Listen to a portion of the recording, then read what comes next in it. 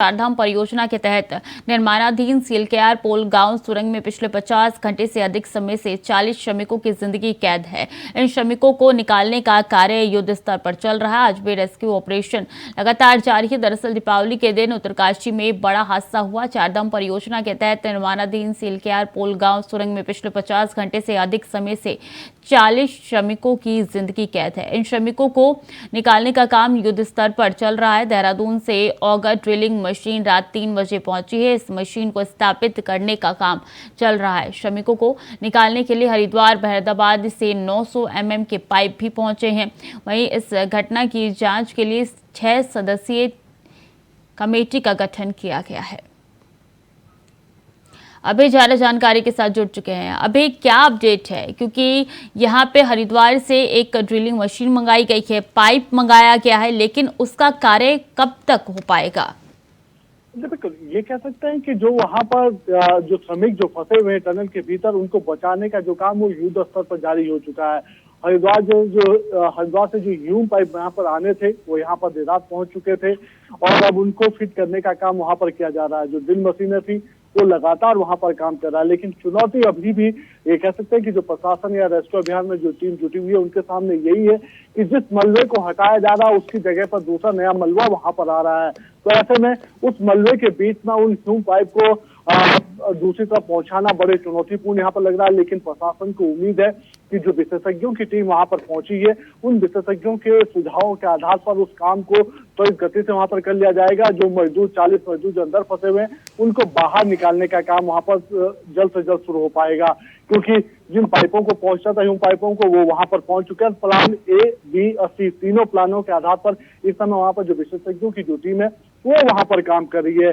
क्योंकि ये कह सकते हैं कि फिलहाल अभी तक तो जो मजदूर अंदर फंसे हुए हैं 40 मजदूर, उन सभी की स्थिति सुरक्षित है। किसी का कोई स्वास्थ्य अभी तक खराब नहीं हो पाया। उनको खाने पीने की जो पूर्व में जो दिक्कतें थी वो वहां पर दूर कर ली गई थी। ड्राई फ्रूट्स के जो पैकेट थे वो कल वहां पर भेज दिए गए थे। पानी भी वहां पर पर्याप्त मात्रा में मौजूद है। ऑक्सीजन की जो सप्लाई है वो लगातार वहां पर जारी है। इसके अलावा जो वॉकी टॉकी के जो माध्यम से जो उनसे जो बातचीत हो पा रही है उसके जरिए उन सब चीजों को काम करने का काम यहाँ पर किया जा रहा है। तो ऐसे में उम्मीद ये की जा सकती है कि अगले कुछ घंटे, यानी कह सकते हैं कि 8 से 10 घंटे जो होंगे वो बड़े चुनौतीपूर्ण रहने वाले हैं। लेकिन उम्मीद ये है कि उन घंटों के भीतर प्रशासन को एक बड़ी उम्मीद यहाँ पर है कि जो लोग अंदर फंसे उन तक ह्यूम पाइप पहुंचाने का काम शुरू हो जाएगा।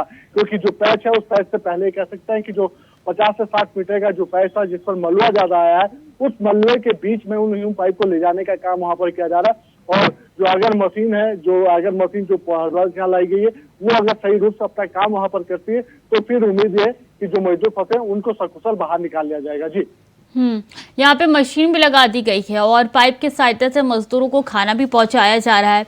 अभी देखिए, सितंबर 2023 का वक्त दिया गया था इस टनल के पूरा करने के लिए, लेकिन अब बीच में ये सिचुएशन निकल के सामने आ गई है। ऐसे में इस टनल के निर्माण कार्य में भी अब देरी हो सकती है और ज्यादा।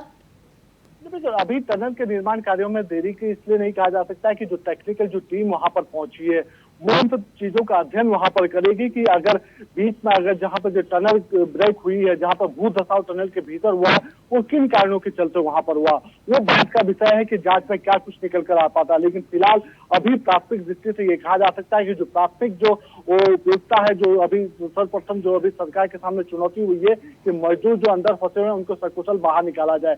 उसके बाद टनल के लिए जो विशेषज्ञों की जो टीम है वो क्या कुछ अपनी जांच रिपोर्ट में कहती है।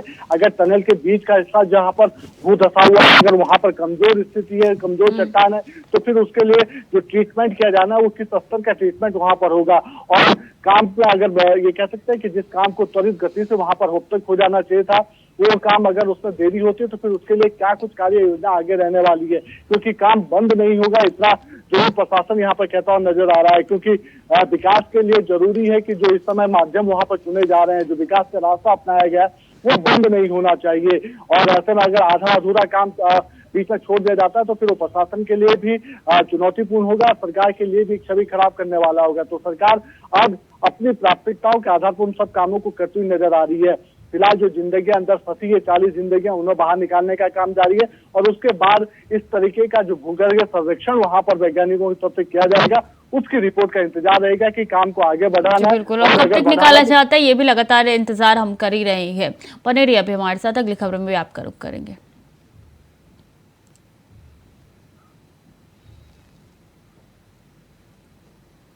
और उत्तरकाशी में गंगोत्री धाम के कपाट मंगलवार को बंद हो गए। बता दें कि कपाट अन्नकूट के पावन पर्व पर बंद होंगे।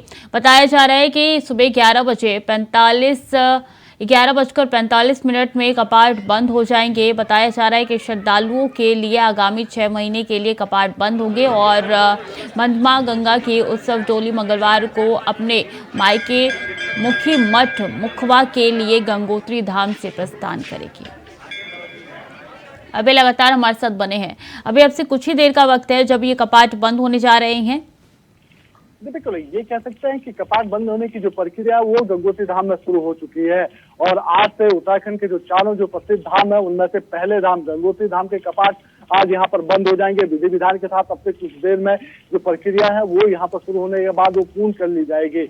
11:15 पर कपाट बंद होने की जो प्रक्रिया थी वो शुरू यहाँ पर हो चुकी है और अन्नकूट जो पर्व होता है इस पर्व पर गंगोत्री धाम के कपाट यहाँ पर बंद होते हैं और 22 अप्रैल से ये कह सकते हैं कि इस वर्ष जो 22 अप्रैल से चारधाम कपाट खुलने की जो प्रक्रिया शुरू हुई थी, चारधाम यात्रा शुरू हुई थी, वो उस यात्रा की समाप्ति का सिर्फ कुछ ही समय यहाँ पर बचा हुआ है। आज गंगोत्री धाम के कपाट बंद होंगे, कल विधिवत रूप से केदारनाथ धाम और यमुनोत्री धाम के कपाट भैया दूज के पर्व पर बंद होंगे और फिर 18 नवंबर को जो आखिरी धाम है बद्री विशाल के उसके धाम के कपाट वहां पर बंद होंगे। 18 नवंबर के बाद ये कह सकते हैं कि आगामी 6 महीने के लिए जो चारधाम यात्रा होगी वो बंद हो जाएगी। अगर कोई यात्री यहाँ पर आता है तो जो शीतकालीन जो पड़ाव होंगे उन पड़ावों पर श्रद्धालु दर्शन यहाँ पर कर पाएंगे। तो ये समझा जा सकता है कि आज गंगोत्री धाम के कपाट बंद होने के साथ ही जो धामों के जो कपाट बंद होने की प्रक्रिया वो शुरू हो गई है।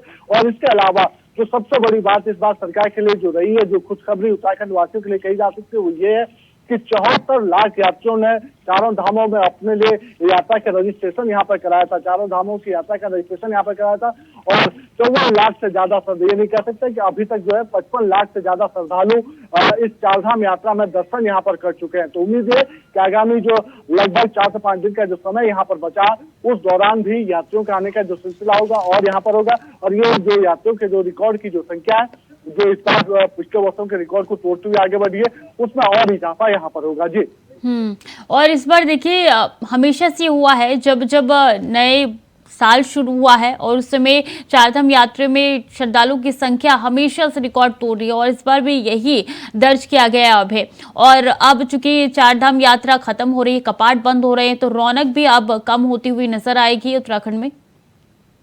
सर रौनक नहीं कहा जा सकता है कि कह सकते हैं कि चारों धामों के कपाट होने की जो विधि विधान जो प्रक्रिया है ये हर वर्ष यहाँ पर होती है। श्रद्धालु 6 महीने के लिए चारों धामों के इन कपाटों के खुलने के बाद दर्शन यहाँ पर करता है। उसके बाद अगर कोई श्रद्धालु यहाँ पर आता है, सैलानी यहाँ पर आता है, तो फिर इन देव की जो डोलियां हैं वो अपने शीतकाल का जो पड़ाव होता है वहां पर उनके दर्शन यहाँ पर कर सकते हैं। लेकिन ये कह सकते हैं कि ये उच्च हिमालय जो हिमालय क्षेत्रों में इस समय बर्फबारी की प्रक्रिया वहां पर शुरू होती है, मौसम बदलना शुरू हो चुका होता है और ऐसे में जब बर्फ गिरने का तो वहां पर तापमान बड़ी तेज गति से नीचे गिरता हुआ नजर आता है। तो इसलिए विधि विधान के साथ उन धामों के कपाट वहां पर बंद होते हैं। लेकिन ये कह सकते हैं कि अगर कोई श्रद्धालु आता है तो शीतकालीन पड़ाव जो होते हैं वहां पर दर्शन कर सकता है। जैसे आज गंगोत्री धाम की जो डोली होगी वो मुखवा के लिए यहाँ पर रवाना हो जाएगी। जो शीतकालीन पड़ाव है माँ गंगा का मुखवा में होता है वहां पर दर्शन कर सकते हैं। कल केदारनाथ धाम के कपाट बंद होंगे और उसके बाद अगर श्रद्धालु बाबा केदारनाथ के दर्शन करना चाहते हैं, बाबा केदारनाथ की जो डोली उसके दर्शन करना चाहते हैं, तो जो ओंकारेश्वर जो मंदिर है उखरी मठ में वहां पर उसके दर्शन कर सकते हैं। जो कपाट यमुनोत्री धाम के जब बंद होंगे तो माँ यमुना के अगर दर्शन करना चाहते हैं तो खरसाली में जो यमुनोत्री में जो धाम है माँ यमुना का वहां पर दर्शन कर सकते हैं। और इसके अलावा जब बद्रीनाथ धाम के कपाट 18 नवंबर को बंद होंगे तो उसके बाद जो डोली होगी, ये कह सकते हैं कि उद्धव और कुबेर जी की जो डोली होगी उसके लिए पांडुकेश्वर जो स्थान है जहाँ पर मंदिर है वहां पर उनके दर्शन कर सकते हैं। तो ये समझा जा सकता है कि यात्रा चारधाम यात्रा जो तेज गति से चलती है, जो चरम पर होती है, वो अपने इस यात्रा खुलने के दौरान यहाँ पर होती है। लेकिन उसके बाद अगर श्रद्धालु आते हैं तो शीतकालीन धाम के जो पड़ाव है वहां पर दर्शन कर सकते हैं। जी। जब कपाट खुल रहे थे तो आप भी मौके से रिपोर्टिंग कर रहे थे और तब हमने देखा था किस तरीके से लगातार बर्फबारी हो रही थी और उस समय अभी ऐसा लग रहा था कि ज्यादा संख्या में श्रद्धालु नहीं पहुंचेंगे और बीच में कितनी जगह लैंडस्लाइड भी हुआ था बरसात वाले मौसम में और लेकिन इसके बाद भी रिकॉर्ड तो श्रद्धालुओं की संख्या दर्ज की गई है। इससे पता चलता है उत्साह और रौनक।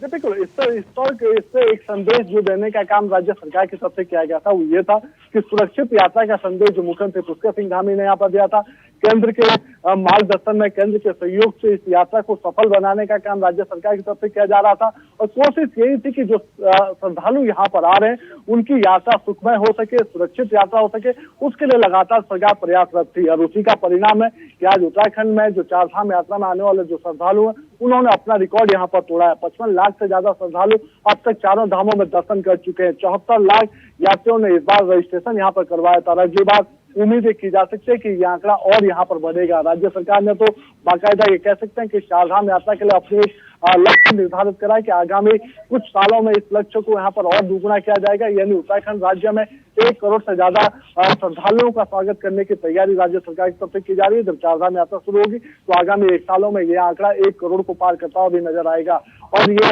राज्य सरकार के लिए भी उपलब्धि होगी और साथ ही उत्तराखंड राज्य के लिए ये मैसेज कहा जा सकता है कि जो पर्यटन है और राज्य का जो पर्यटन उद्योग है वो और मजबूत होगा और जो उत्तराखंड के जो लोग हैं उनकी आर्थिकी और मजबूत होती हुई नजर आएगी। जी बिल्कुल अभय, और यही कारण है कि अभी भी उत्साह नजर उतना ही आ रहा है। बहुत बहुत शुक्रिया आपका तमाम जानकारियों के लिए।